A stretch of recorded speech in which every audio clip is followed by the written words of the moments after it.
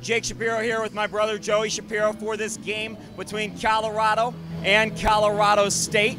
And Joe, last time we were here, Colorado State stunned CU with the final moments. Colorado collapsed, allowed 2 goals late in the game. You just can't have that. Look, there's no doubt that these two teams don't like each other. And CU blowing that game with about a minute left to go. They were up by 2 goals, took a dumb penalty. CSU was able to take advantage of that. And there's no doubt that these two teams do not like each other. There's going to be some feud here tonight. And if CSU wants to come out of the gate strong after the senior night, your legs haven't been moving around for a little while, they got to come out right from the opening whistle. There certainly are a lot of emotions in the building tonight, not only with senior night and the rivalry and that rematch of the game we saw last time here on Buff Sports Live, but you know, there's a couple seniors that went down earlier in the year, a couple seniors that are very important, and it's going to be emotional for them to take the ice for one last time. Joe, you were a very emotional hockey player when you played. How do you make sure those emotions carry over onto the ice rather than in the scrums and out in front of the net? Look, it's a whole team effort, and it starts from the coach. The coach is going to tell this team in the locker room to keep your emotions in check. You know, you're a senior. This is one of your last games of the season. And then, you know, you go into playoffs or whatever, but you want this game to be meaningful, especially because you're playing your rival, and you got to know you got to beat them on the scoreboard and not in the penalty stats.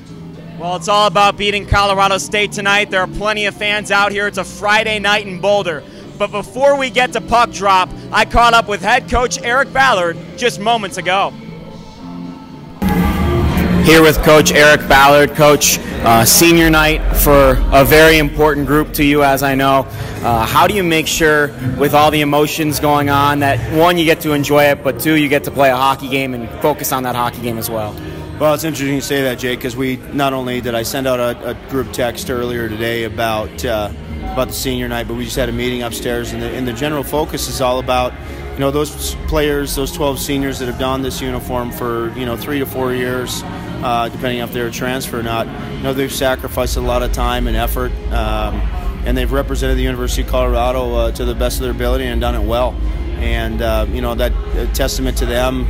3 straight 20-plus win seasons for me as their coach, and given everything they've got, 3 trips to the national tournament in the top 10 every year. So that group of seniors are very special. Great group of young men, and tonight is all about, you know, tipping the cap to the seniors, holding the rope for them, which in turn, you know, gives us the opportunity to play all 10 seniors tonight. Obviously, with Matt Hefter and Thomas Jarman out for the season. All 10 seniors will dress tonight. All 10 seniors will see quality ice time, and you know, it's all about, you know, putting their needs in front of everybody else's. So it's going to be an emotional night for a lot of guys, and it's all about, you know, enjoying the moment, and more importantly, taking full opportunity of what's in front of us. We've got CSU, a rivalry game. It's a throwaway game for them. It doesn't do anything for them. It keeps us in the rankings where we're at number 8.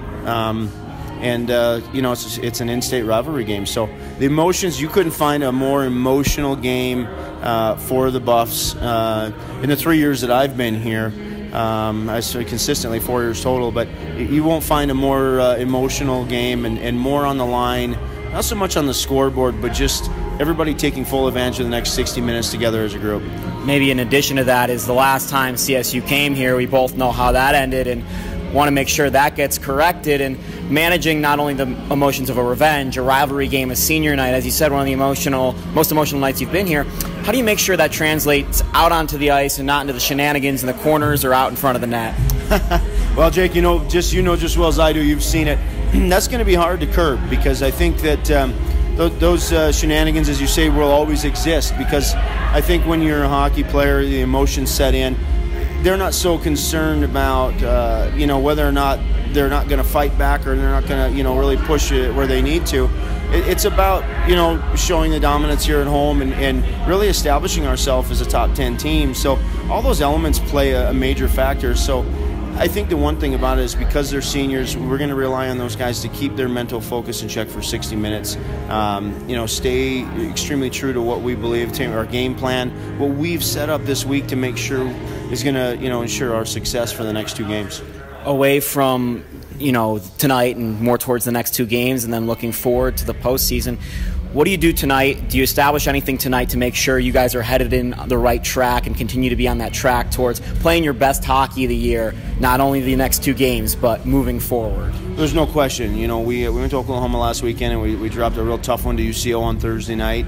And we spent so much time, mentally and physically and emotionally invested in that game because it was the Western Collegiate Championship on the line, and we came up a goal short. And we were not, obviously we're all disappointed about the outcome, but the message before that game was the effort has to outweigh the outcome, and it did.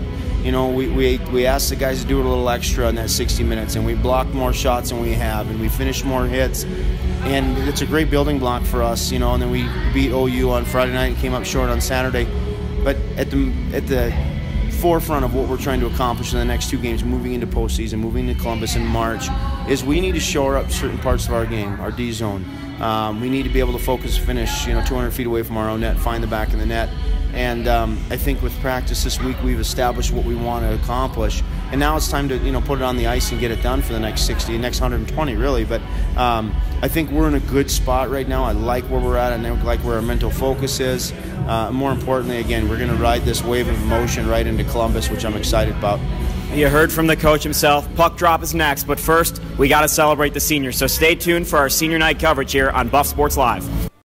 Gruber, O'Brien with speed on the backhand towards the net. O'Brien scores! What a goal, Luke O'Brien!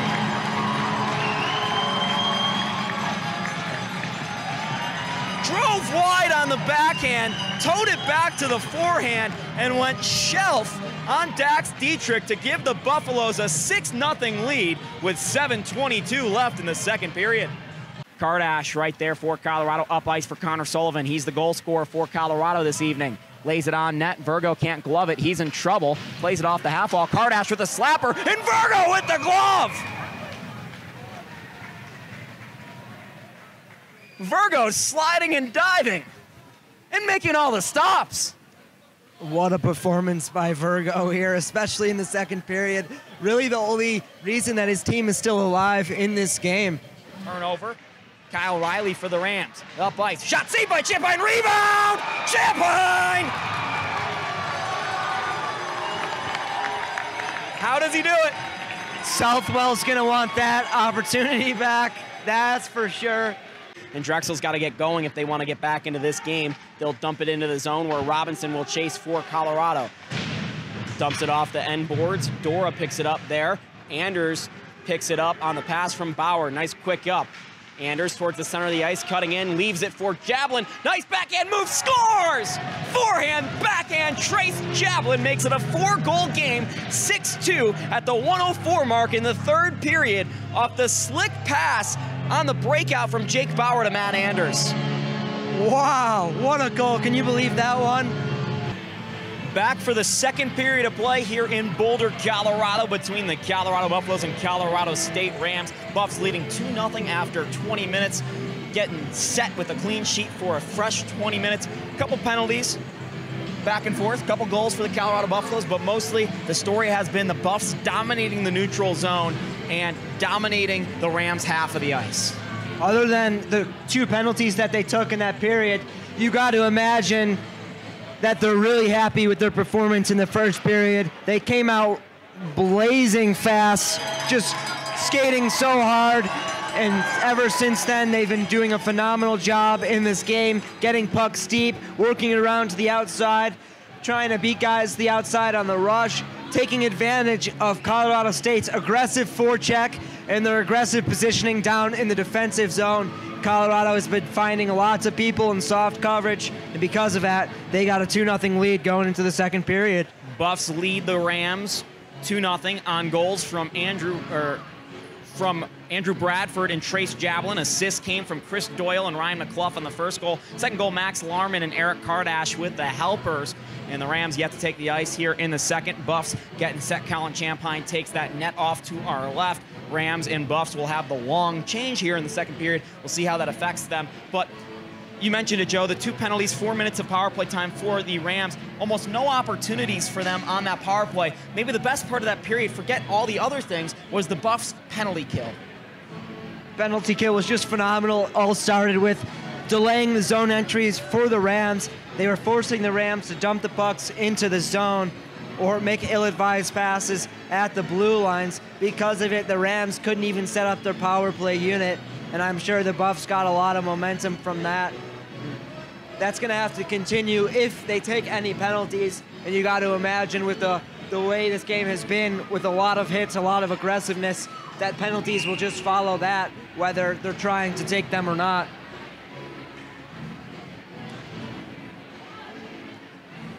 So the Rams are finishing stretching right now, and they're in green, the Buffs in white. They call it the Rocky Mountain Ice Showdown. I have personally rebranded it to the Rocky Mountain Face-Off because I believe that's much better. Much like the newspaper writers of old that make up their own things and just kind of roll with it, that's what I'm hoping works here. Anyways, the Rams win this face-off quickly up into the netting. You know, that's how most teams that were founded before 1930 got their team nickname. The newspaper would come up with a nickname for the city's club, and that's how the Chicago Cubs have their name, the Cleveland Indians nowadays. They used to be the Spiders, and that's why there were so many changes in those teams' names. Anyways, back to hockey. Colin Champagne out of his net to play the puck. Colorado tries a breakout to start this second period here on Buff Sports Live. Kinsella and Eric Kardash play catch. Left wing side, Max Larman. Trace Jablin now with the puck towards the net. Jablin and saved by Dax Dietrich, who stood tall. I'm not sure he knew he had the puck, and that's a scary sight when you have Trace Jablin and his ability coming down towards the net at you. He's got 15 goals on the year, certainly one of the better forwards for the Buffaloes. Trace Jablin just comes out of nowhere there, gets a breakaway, makes a nice shot. Diedrich going down, had really good positioning on him and was able to make a spectacular save. Face-off won by Colorado. Larman in the high slot, loose puck out in front, scores! Trace Jablin with his second goal of the game. Again, a loose puck out in front, back of the net.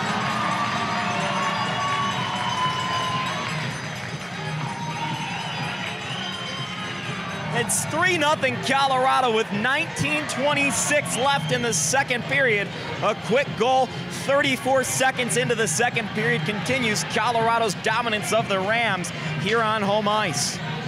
And if you're wondering if Trace Jablin wanted that first opportunity back, it showed for itself. Went right to the net and put the puck in. That looked like a replay of his first goal. Same situation, loose puck in the low slot after a broken play in the high slot. Just picked it up and put it past Dietrich, and Dietrich's still down in the crouch. I don't think he's happy with either of those goals he's let up against Jablin. And the Rams coming out with a little bit less aggressive of a forecheck, yet the Buffaloes still able to get two grade A scoring opportunities less than a minute into the period. The Buffs cash and are up 3-0. Puck comes out on the half wall. Anders picks it up in the high slot. Pass to Kardash was a bit too hot to handle, and the Rams retreat and they attempt their own breakout. Into the neutral zone, loose puck. Trace Jablin back on it.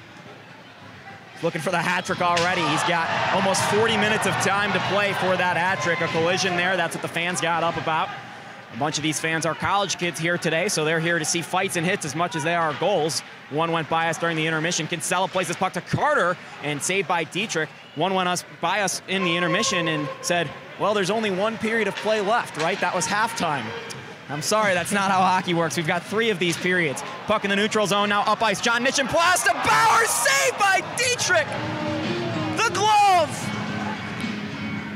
I believe the Rams are getting a penalty on that play, so the Buffalo's not able to capitalize and get a goal there, but nonetheless, they draw a penalty, and they're headed to the power play for the next 2 minutes. Dax Dietrich had no business saving that puck.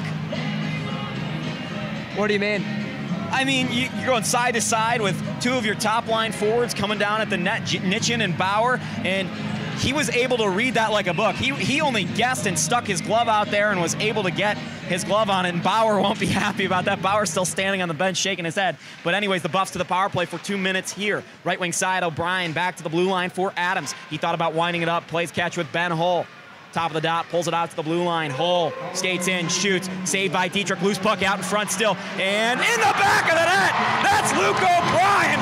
Fourth goal of the game for Colorado with 17:55 left in the second, and the Buffs are blowing the Rams out.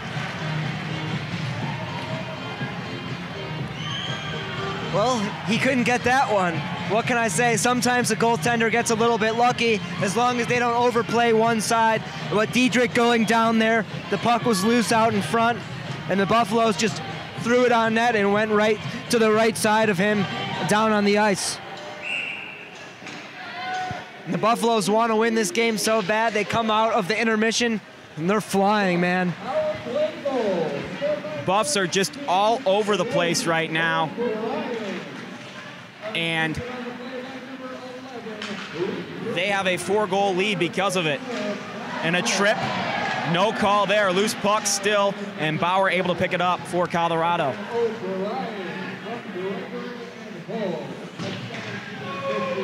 Bauer on it for Colorado. Squirts back into the neutral zone. That's Luke Carter again for the Buffaloes. And now Jake Bauer once more.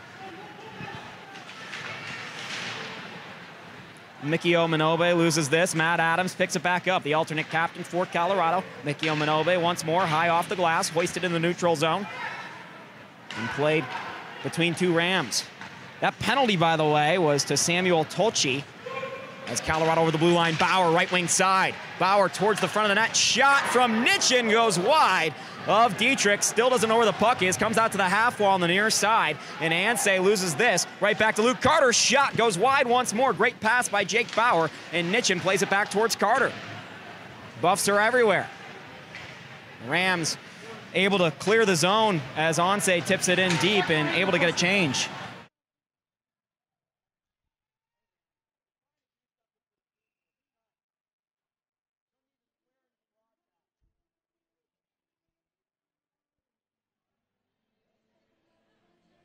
.29 left in the second period after the icing call. 4-0 Colorado. Colorado State with a chance on the offensive zone draw. This is the best area of Colorado State's game right here. They've succeeded in the offensive zone on these draws, and they win this one back to the point. Miller's done a great job on that thus far as he takes some contact from Bradford, the Buffs' fourth line out there right now. Hull, far side for Doyle, up to Bradford. We've seen this play once before in this game. Ended up in a goal. Bradford towards the high slot and broken up there. Aquila over the blue line to the right wing side. Shot. Saved by Champagne! Champagne sprawled up and saved it! Wow! Just an unbelievable save there by Champagne. An old school save. Getting the pads involved, getting those pads up in the air. Just an absolute robbery of a save. And the cops are in the building, Jake. Jake Shapiro alongside Colorado Buffaloes goalie Colin Champagne. Buffs win here at the Pepsi Center, 3-0, beating the Colorado State Rams. Another shutout for you, Colin. You've had a few on the year. What do you think's going on so well for you this year? You've been terrific. You know, I think it starts with the other guys, right? Like we were talking about earlier. You know, the kind of shots that I see, if they're from the outside, I mean, it's easy to save, right? So, you know, those guys are doing a great job in front of me, and you know, it's just we're always trying to get better every day. So it's just we're trying to build off stuff like that. So. Third-ranked team in the country right now. Obviously, a tough loss on Friday night, but you guys keep building. It seems like even though Friday night was rough, every game has been small steps forward, and this is a team that's moving forward. Do you get that sense as well? Yeah, no, for sure. You know, we obviously have stuff to work on. You know, we, like you said, we want to build on everything that we do. Tonight, we wanted to focus on a good start because last couple of games we haven't, you know, had the best first periods that we could have had. So we're trying to come right out of the gate hard, and we did a pretty good job tonight of that, I thought. So you know, we're going to keep chipping away at it and just get back on the ice on Tuesday and, you know, get her going again. So yeah. Best glove on the West Coast right here, Colin Champagne, Jake Shapiro, Buff Sports Live. Thanks for tuning in.